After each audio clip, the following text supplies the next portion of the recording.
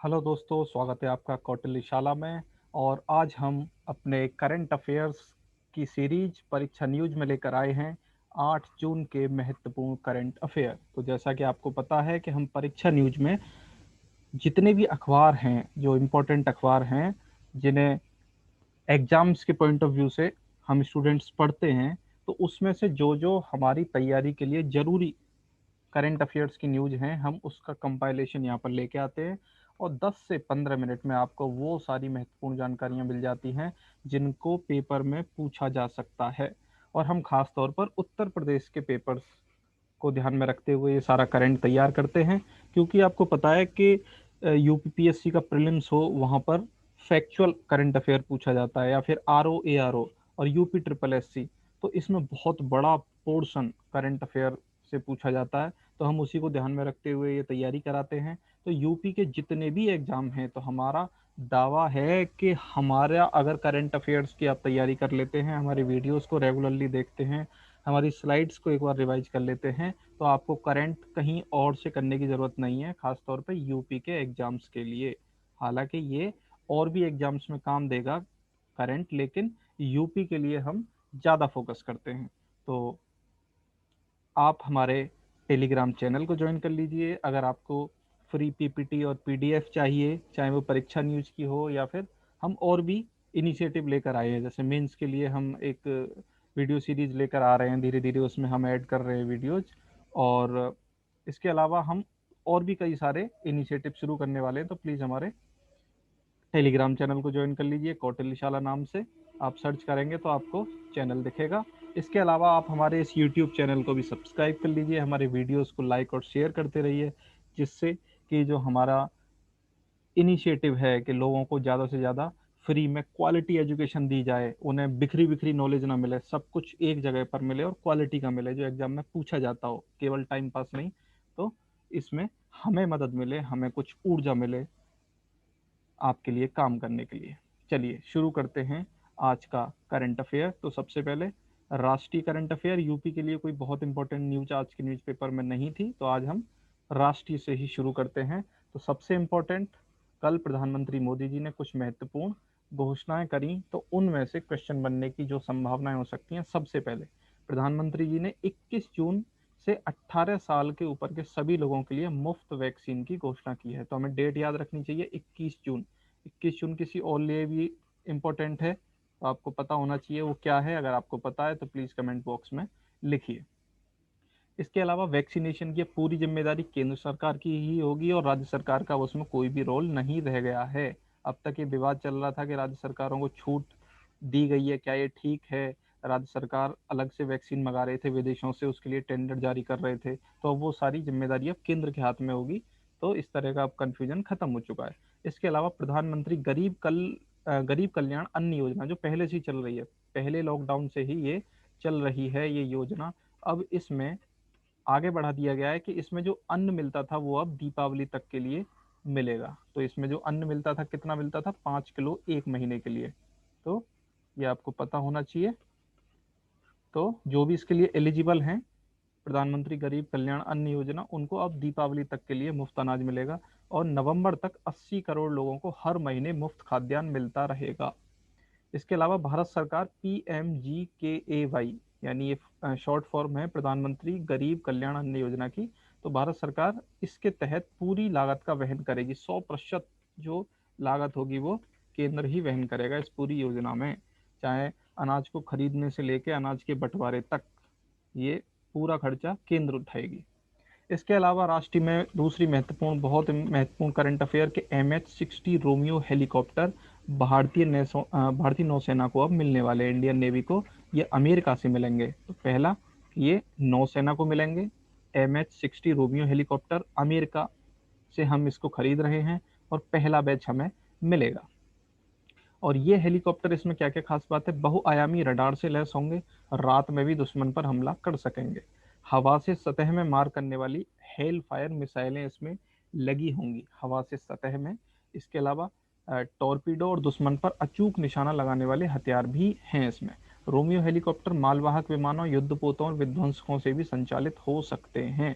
इन्हें समुद्र में राहत एवं खोज अभियान के अलावा शिकारी पनडुब्बियों में भी तैनात किया जा सकता है। तो सबसे महत्वपूर्ण इसमें है कि हम कहाँ से ले रहे हैं, अमेरिका से ले रहे हैं। पूछा जा सकता है MH-60 रोमियो क्या है, तो हमें पता होना चाहिए कि ये हेलीकॉप्टर है। तो नेक्स्ट जो इसमें करंट अफेयर है इंपॉर्टेंट, वो है कि भारत को मिला पहला स्वदेशी ट्यूमर एंटीजन SPAG9। SPAG9 इसके लिए ट्रेडमार्क मिला है। ये पुरानी टेक्नोलॉजी है लेकिन अब तक इसको ट्रेडमार्क नहीं मिला था, अब वो मिल चुका है। किस काम आती है ये SPAG9? ये काम आती है कैंसर के इलाज के लिए। कैंसर इम्यूनोथेरेपी में उपलब्ध उपचारों के लिए एक और महत्वपूर्ण प्रभावपूर्ण उपचार अब हमें मिल सकेगा। इसकी खोज 1998 में डॉक्टर अनिल सूरी ने की थी, जो फिलहाल क्या कर रहे हैं, फिलहाल वो राष्ट्रीय रोग प्रतिरक्षण संस्थान NII, इसको हम कहें कि national immunology institute, national institute of immunology, इसके अब वो कैंसर अनुसंधान कार्यक्रम का नेतृत्व कर रहे हैं डॉक्टर अनिल सूरी। तो ये इम्यूनोथेरेपी क्या है?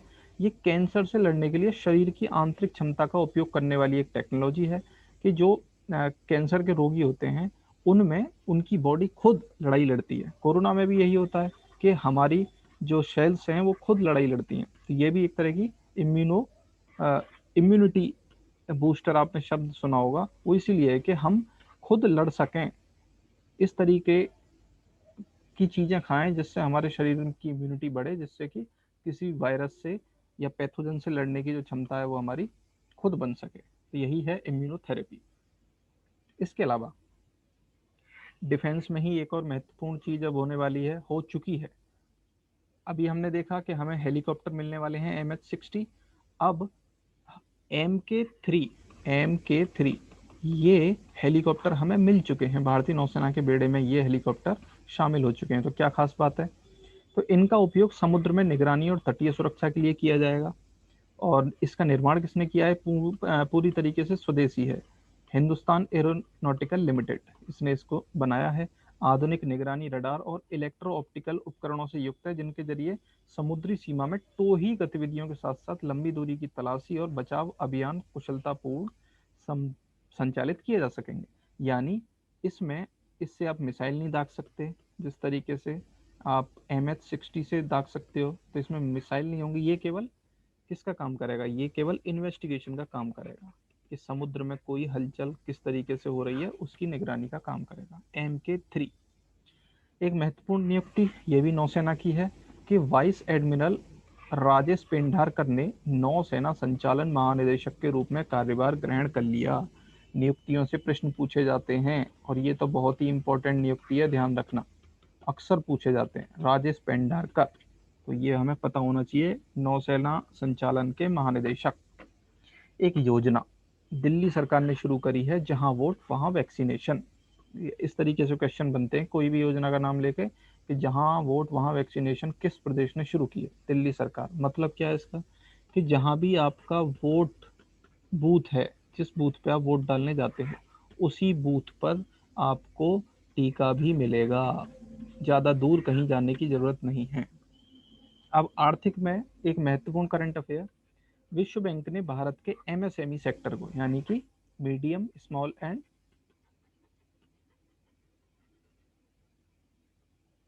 माइक्रो,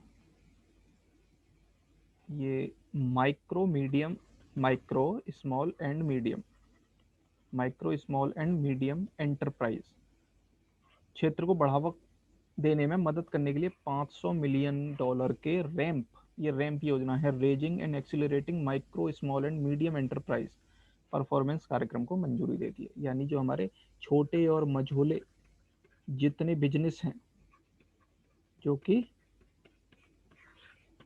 अक्सर लोन के अभाव में, फंड के अभाव में जो ख़त्म हो जाते हैं कई बार, और जबकि हमारी अर्थव्यवस्था की रीढ़ है वो भारत की, तो उनको फंड की कमी ना हो, इसीलिए वर्ल्ड बैंक ने मदद करी है रैंप योजना के तहत। तो क्या क्या पता होना चाहिए कि रैंप योजना में किसने फंड किया है? वर्ल्ड बैंक ने फंड किया है। किसको फंड किया है? भारत को फंड किया है।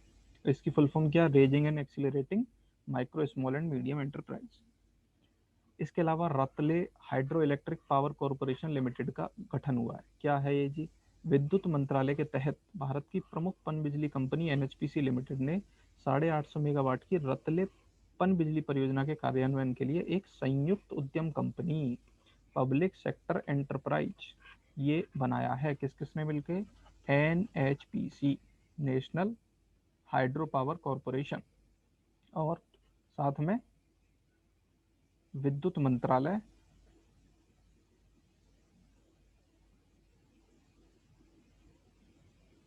इसके अलावा इसमें जम्मू कश्मीर का जो पावर कॉरपोरेशन है, इन दोनों ने मिलकर इसको रतले, और ये रतले क्या है? रतले आपको पता होना चाहिए, आपने ज्योग्राफी में खूब पढ़ा होगा। रतले पनबिजली परियोजना केंद्र शासित प्रदेश जम्मू कश्मीर के किश्तवाड़ जिले में चिनाब नदी पर स्थित एक रन ऑफ रिवर योजना है। तो चिनाब नदी पे है, ये आपने ज्योग्राफी में पढ़ा। ये आप चिनाब देख रहे हैं, ये देखिए आप, ये चिनाब नदी ये जा रही है, यहाँ किश्तवाड़ है, तो यहाँ पर है आपका रतले हाइड्रो पावर प्रोजेक्ट, और ये पाकिस्तान में आगे चली जाती है। तो इस पे विवाद भी रहता है, पाकिस्तान कई बार विवाद करता है, रतले हाइड्रो पावर प्रोजेक्ट पे बहुत विवाद है। इसके अलावा एक और इम्पोर्टेंट न्यूज क्या है कि संयुक्त राष्ट्र आर्थिक एवं सामाजिक परिषद के निकायों के लिए चुना गया भारत, यानी UN इकोसॉक, इसके इसका मेंबर चुना गया है भारत। तो इसमें 3 निकाय हैं, तो उन 3 निकाय का मेंबर बना है भारत। तो कौन कौन से निकाय हैं? अपराध निरोधक एवं आपराधिक आयोग का मेंबर, लैंगिक समानता एवं महिला सशक्तिकरण संस्था का सदस्य, और विश्व खाद्य कार्यक्रम के कार्यकारी बोर्ड में। तो ये सब ना भी पता हो चलेगा, लेकिन आपको ये पता होना चाहिए कि हम UN इकोसॉक के मेंबर बन चुके हैं। इससे पहले एक और हम बड़ी संस्था के मेंबर बने थे, वो था यूनाइटेड नेशन सिक्योरिटी काउंसिल। जनवरी की शुरुआत में हम इसके अस्थायी सदस्य बने थे। कितने वर्ष के लिए? 2 वर्ष के लिए। और इसमें कितने वर्ष के लिए बने हैं हम? इसमें 3 वर्ष के लिए। देखिए आप, 3 वर्ष के लिए बने हैं, 3 वर्ष के लिए बने हैं। तो UN इकोसॉक परमानेंट बॉडी है, UN की 5 परमानेंट बॉडी है, उनमें से एक UN इकोसॉक भी है, तो ये पता होना चाहिए। इसके अलावा अंतर्राष्ट्रीय में क्या क्या बड़ी खबर है? पहली, फ्रांस से एक बड़ी खबर आई है कि विज्ञापन व्यवसाय में बाजार की शक्ति के दुरुपयोग के लिए गूगल पर 220 मिलियन यूरो का जुर्माना लगा दिया है फ्रांस ने। ये विवाद भारत में भी चल रहा है बहुत समय से। क्या? कि गूगल जैसी जो बड़ी कंपनियां हैं, ये ऐड देती हैं अपनी वेबसाइट पे, लेकिन है क्या कि जो गूगल का हेडक्वार्टर है वो कहाँ है? वो तो अमेरिका में है। कायदे में क्या है कि आप अगर भारत से कुछ कमाई कर रहे हो, तो कानून तो ये कहता है कि उसको भारत में टैक्स देना पड़ेगा उस कमाई का। लेकिन ये लोग क्या बोलते हैं कि हमारा हेडक्वार्टर तो अमेरिका में है, हम आपके यहाँ काम ही नहीं कर रहे। लेकिन हो क्या रहा है? कमाई भारत से रहे हैं, तो भारत सरकार बोलती है कि आप हमें टैक्स दीजिए। ये मना करते हैं कि हम कानूनन कुछ गलत नहीं कर रहे हैं। तो वही फ्रांस में हुआ है। तो फ्रांस ने अब 220 मिलियन यूरो का जुर्माना लगा दिया है कि आप कमा रहे हैं लेकिन हमें पेमेंट नहीं करते। तो आप फ्रांस की एक बार लोकेशन देखिए ज्योग्राफी में, तो क्या है? इसके नीचे है स्पेन, इसके पूर्व में आप जाएंगे स्विट्जरलैंड, और थोड़ा सा आप दक्षिण पूर्व में जाएंगे तो इटली, और इसके आप उत्तर पूर्व में जाएंगे तो जर्मनी से लगा हुआ है ये, और बाकी इसके पश्चिम में पूरा अटलांटिक महासागर है। तो ये हो गई ज्योग्राफिक लोकेशन। तो जब भी आप पढ़ो तो आप मैप जरूर साथ रखो, जिससे आपको धीरे धीरे मैप भी क्लियर होता रहता है। तो हम तो आपको इस तरीके से जो भी खबरें आएंगी वहाँ मैप दिखाएंगे। आप भी जब भी पढ़ें तो मैप का ज़्यादा से ज़्यादा इस्तेमाल करें। इसके अलावा अंतर्राष्ट्रीय में एक और बड़ी खबर, अब्दुल्ला शाहिद संयुक्त राष्ट्र की 76वीं महासभा के अध्यक्ष बने। तो ये बड़ी खबर है। मालदीव के विदेश मंत्री हैं अब्दुल्ला शाहिद। तो संयुक्त राष्ट्र की जो जनरल असेंबली है, महासभा, उसके अध्यक्ष चुन लिए गए हैं। और भारत ने नवंबर में ही इनको समर्थन दे दिया था, क्योंकि देशों को पहले अपना नॉमिनेशन देना होता है कि जी हम बनना चाह रहे हैं। तो इन्होंने जैसे ही अपना दावा ठोका था, भारत ने इनको समर्थन दे दिया था। तो अब ये जीत चुके हैं, लगभग 120 के करीब वोट मिले हैं इनको, और ये अब 76वीं महासभा के अध्यक्ष चुन लिए गए हैं। तो ये नाम याद रहना चाहिए। अब्दुल्ला शाहिद कहाँ के विदेश मंत्री हैं? मालदीव के। तो अंत में हम दिवस करते हैं। तो दिवस में आज का जो दिवस है बहुत महत्वपूर्ण है। 8 जून बनाया जाता है वर्ल्ड ओशियन डे, अंतर्राष्ट्रीय विश्व महासागर दिवस। विश्व महासागर दिवस थीम क्या है? थीम है the ocean, life and livelihood. Life and livelihood. तो विश्व समुद्र दिवस है आज, महासागर दिवस कह सकते हैं आप। तो महासागरों में जो भी समस्याएं हैं कि माइक्रोप्लास्टिक बहुत ज़्यादा यूज की जा रही है, जो हम टूथपेस्ट में, टूथब्रश में, और ये जितना कॉस्मेटिक है ना, इसमें बहुत ज़्यादा हम इस्तेमाल करते हैं। तो इनको कम से कम यूज किया जाए, ये सारा जो है यूएन इसका प्रयास में लगा हुआ है। तो ये यूएन ने ही इसको प्रपोज किया था वर्ल्ड ओशन डे को मनाने के लिए। तो ये आपको ध्यान देना चाहिए। तो ये था आज का परीक्षा न्यूज। तो उम्मीद है आपको ये समझ आया होगा, अच्छा लगा होगा। ये हमारा दावा है कि हमारे वीडियो से बाहर करंट अफेयर पूछे जाने की संभावना ना के बराबर है, क्योंकि हम पूरा कॉम्प्रिहेंसिव, पूरा विस्तृत आपको करंट अफेयर तैयार कराते हैं 10 से 15 मिनट के बीच में। तो आप हमारे टेलीग्राम चैनल को ज्वाइन कर लीजिए, हमारे यूट्यूब चैनल को सब्सक्राइब कर लीजिए। तो हम पूरी मदद करेंगे आपको कि हम क्वालिटी एजुकेशन आपको कम से कम टाइम में दें, आपको इधर उधर भटकना ना पड़े। हमारा यही एक लक्ष्य है। और आप जितना ज़्यादा हमें प्रोत्साहित करेंगे और हमें मेहनत करने में आपके लिए उतना ही मज़ा आएगा। तो आप प्लीज़ हमारे टेलीग्राम चैनल को ज्वाइन कर लीजिए, हमारे यूट्यूब चैनल को सब्सक्राइब कीजिए, वीडियो को ज़्यादा से ज़्यादा ऐसे लोगों तक पहुंचाइए जिन्हें सिलेक्शन लेना है, जल्दी से जल्दी, इधर उधर भटकना नहीं है। धन्यवाद।